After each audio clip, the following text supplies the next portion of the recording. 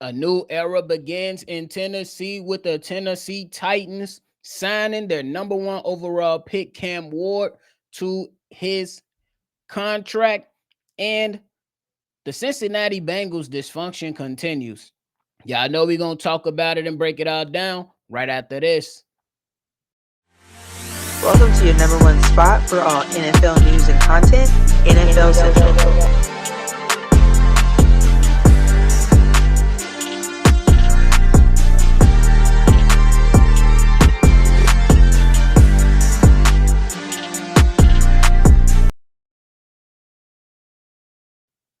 What's going on, ladies and gentlemen? Welcome back into another episode of NFL Central, your number one spot for everything NFL. I'm your host here, Bobby, and if you're tuned in with me today, make sure you go ahead and hit that like button and subscribe. But yes, a new era for the Tennessee Titans has now officially begun with them locking up their first overall pick and quarterback Cam Ward, signing a 4-year, $48.75 million contract with $32 million guaranteed. I'm extremely happy for this young fella. Worked himself all the way up into being a number one overall pick while he was not highly recruited, going into college, having to transfer into Miami, and then going out there and making a name for himself. I hope that Bryce Callahan, head coach Brian Callahan over there with the Tennessee Titans is really setting this young fella up to go out there and thrive. I believe they have a solid foundation around this young player, and it's going to be up on him to where he goes out there and be able to perform for the Tennessee Titans. But the new era has begun. It is being reported, though, that the Tennessee Titans will have Cam Ward and Will Levis splitting those reps initially, but I imagine that won't last for long. I will imagine that Cam Ward will show what he's actually made of, because I know that Coach Callahan is fed up with Will Levis. You kind of seen it multiple times this past season with the coach over there in Tennessee, pretty much fed up with Will Levis and like, nah, man, what are you doing? We in a winning position. We got an opportunity to go out here and win this game. What the hell are you doing? Even going as far as scolding the young man and Will Levis throughout a number of games in crucial moments when the young man just couldn't stay even keel and went out there and cost his team some wins this past season. But hey, I guess some of those miscues helped the Tennessee Titans go out there and get that number one overall pick. And it means well, and it ended up being well for Cam Ward and what he's officially about to do. So shout out to the young fella to get his money on.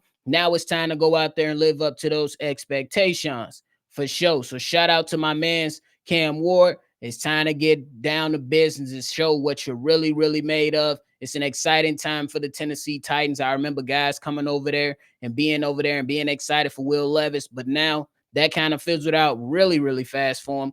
And now they get to move on with, I believe, is a more talented and a more smarter quarterback for the organization. So good luck to the young fella.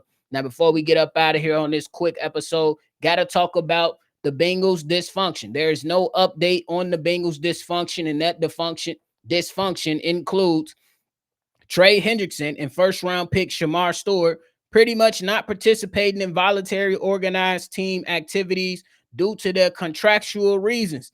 Head coach Zach Taylor pretty much spoke out on this and pretty much said, I put a lot of time into thinking those situations. There's real money at stake. So I put a lot of time and energy into thinking about how to communicate, when to communicate. So that's just how I handle that one.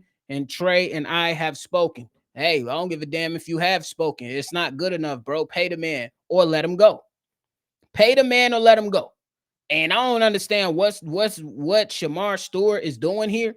But bro, you coming in and you get leaving a bad taste in people's mouth. Look, I'm not one to sit there and say what you shouldn't do or should not do with your money. But bro, you came in and out your collegiate career 4.5 sacks. Come on, bro. It speaks for itself. I know you're a talented guy. I know you got all the amazing attributes and the physical things that's going on with you. But the key of the game in the moments for guys that are at the top of the list, the guys that are top of the list when it comes to production from the edge spot or from the defensive line spot, they put quarterbacks on their back. And you ain't that right now. Or at least we don't know if you're going to be that right now. So my thing is, if you're Shamar Stewart and you coming in with uh this type of distraction, it's not good for yourself and it's not good for the Cincinnati Bengals. And it comes back and circles right back around to what the hell is this organization doing? What are they doing? You don't have your stuff situated with Trey Henderson. You don't have your thing situated with your first round pick, and you didn't have your stuff situated with your second round pick. It's not just these two guys, add in the other guy too.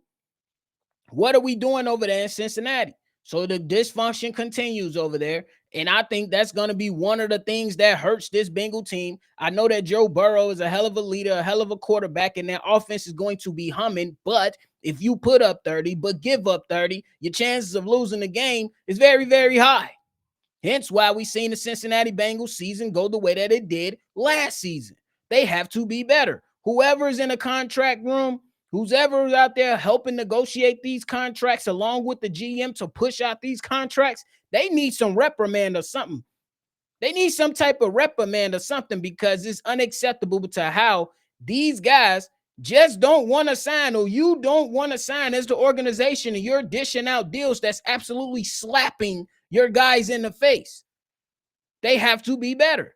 That's just what it really comes down to, bro. They have to be better over there. You can't sit there and tell me Trey Henderson is not worth some type of money. And if he's not worth the money you want to give him, let him go. My whole train of thought was, if you don't want to go out there and sign him, why not trade him before the draft? Why not let him go before the draft so you can have some draft capital to help beef up your defense that needs help? Which is just malpractice from this organization. They look like a bunch of clowns right now, and they appear to seem like they don't know what the hell they're doing. Because if you don't wait on paying Jamar Chase, you wouldn't have to cough up what you coughed up this offseason. If you don't sit there and tag T. Higgins last year, you wouldn't have to cough up the money that you gave T. Higgins this past offseason. Well, this offseason. They have to be better. So that's it with that. That is it with that. But another thing to add on, man, is that the NFL, they added the NFL Protector of the Year award going to the best offensive lineman of the year. Me personally, I think that is a really good thing to have for the offensive linemen. Those guys battle every single day, every single play. So it's good that those guys are going to be at the forefront and being able to get recognized for all the things that they go through into battle for each and every game that their team is going to at the home stadium or traveling on the road. It's a really good thing that those big fellas will get the recognition. It's going to be interesting to see who's going to be the first winner of it. It's going to be interesting. I know Trent Williams over there in San Francisco, he's older, you know what I'm saying, longer in the tooth. I don't necessarily know if he's going to be able to get that. Guys like Joe Tooney now on the Chicago Bears, who's being one of the best guards these last few years. Will he go out there and get it? The New York Jets, they got some decent old linemen over there. Olu Fashanu. You got guys like Paris Johnson up in Arizona. You know what I'm saying? Some young budding guys out there. What about Lane Johnson? He's still really a good fucking right tackle. What about Penei Sewell? He's a really good tackle out there for the Detroit Lions. Elton Jenkins, he going through some, you know what I'm saying, some contractual stuff with the Green Bay Packers right now himself. But when he's on the field, he's one of the best out there. So it's going to be interesting to see. Oh, you can't forget about my man's Dawkins in Buffalo. Hey, so we're going to see what these guys are going to be, you know what I'm saying, what they're going to be able to do now that this award is going to be given to the best offensive lineman. Who's going to go out there and actually perform and be able to put it on wax to where they can be the very first to get that award, because that is history. So shout out to them big fellas up front. Yeah, you already know. You need the big fellas up front. They do a lot of work. They don't get a lot of credit. So it's good that those big fellas up front will get a lot of credit. So shout out to them.